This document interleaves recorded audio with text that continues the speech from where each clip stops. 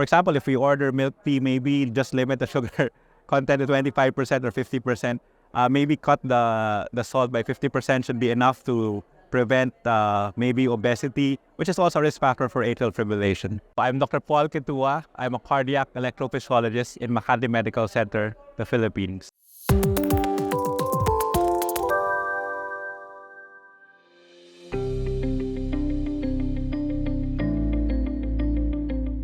Heart rhythm abnormalities are irregular heartbeats, which the patient usually feels or manifests as palpitations. They can be as benign or a serious or life-threatening condition.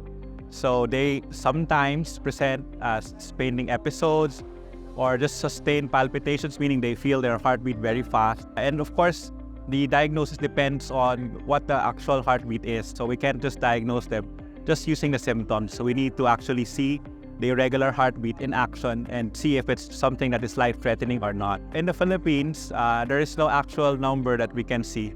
But just let me quote one disease, for example, atrial fibrillation. It's a very serious condition, can cause a life-threatening stroke or debilitation. Asian population, the estimated prevalence is 1%. The prevalence increases or the incidence increases as the patient gets older. So in patients over 70, the prevalence is as close as 10%. Because of the advent of what we call the rhythm recording devices like smartwatches or the cardia devices, we think that the prevalence will increase, not because of a lot of patients having more diseases, but because the diagnostic is now more aggressive. And we can do it easily at home. It's more available to the local population. You can just buy an iWatch, for example, and record your heartbeat every now and then. So the prevalence, we think, will shoot in the next few years because of the easier diagnostic modalities we have.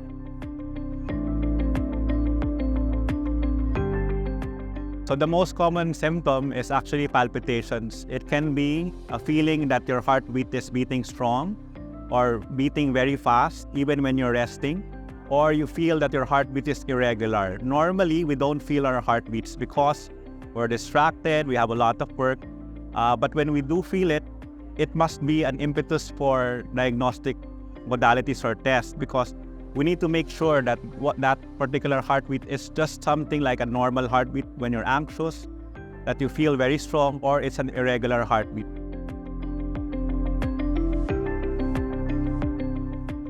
So atrial fibrillation is an irregular heartbeat coming from the upper chambers of the heart. Because the heart usually is contracting, there is smooth blood flow, so there is no blood clot formation. When there's atrial fibrillation, the upper chambers do not contract, and because of that, blood stays in one area and promotes thrombus or blood clot formation. So the blood clot in the heart can travel to the brain and cause a big stroke. So normally, if it's not caused by atrial fibrillation, the strokes involve just one part of the brain. It's a small stroke. If it's an atrial fibrillation, it can involve the whole brain or half of the brain and can cause really big catastrophic stroke, like causing the patient to be comatose or paralyzed on half of the body.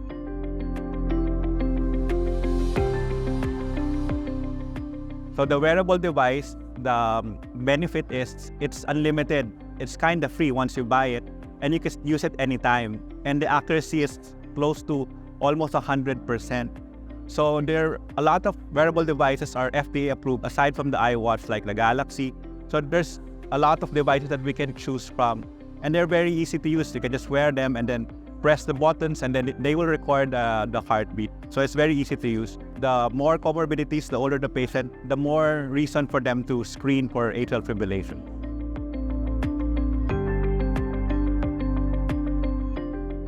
The prevalence is very high also in athletic individuals or those who participate in sports or high endurance sports, and in the elderly. So there's the term perfectly healthy individual is a misnomer. So there's no perfectly healthy individual.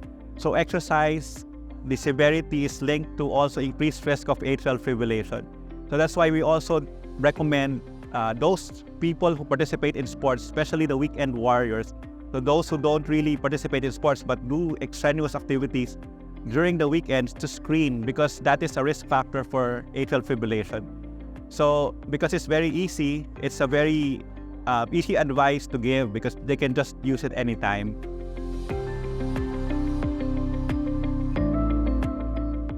Wearable devices are just for screening, so current recommendations do not recommend or do not advocate them for diagnosis. So we still need to do an ECG or what we call a 24-hour Holter.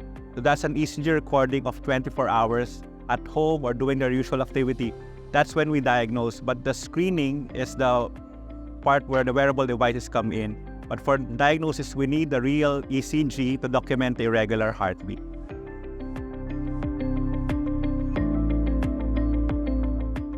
So we can't just lump all. Just take a look at atrial fibrillation. So that's the most common sustained arrhythmia. The prevalence in Asia is about 1%. So there are some variants to that.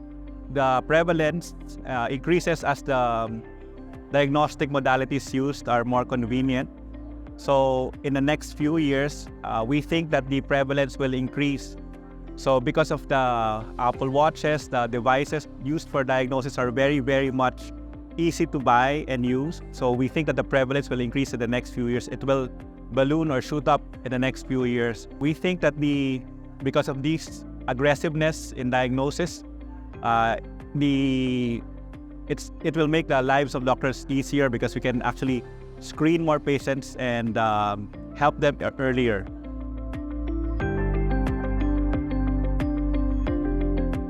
So management is very easy. So for stroke prevention, we just give blood thinners to prevent the blood clots forming in the heart to travel to the brain and prevent the blood clots actually forming in the heart in the first place.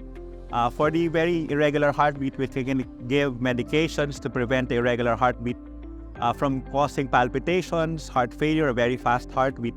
And if it's very difficult to control, we can also do ablation, meaning we do some electrical procedures in the heart to prevent the irregular heartbeat from worsening.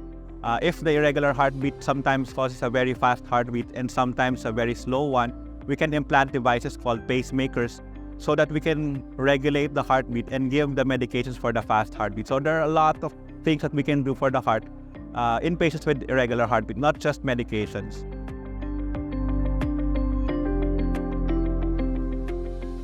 So a pacemaker is what we call a heartbeat stabilizing device. So in a patient with a very slow heartbeat, the pacemaker will make the minimum heartbeat to a set rate. For example, we can set it at 60 beats per minute, which is the usual.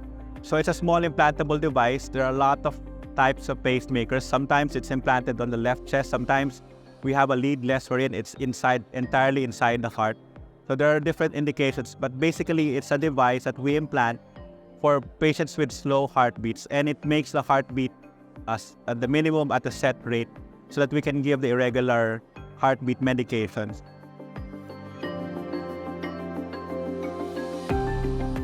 After the pandemic, we've had a lot of patient-doctor encounters because more patients are now aware that they need to screen.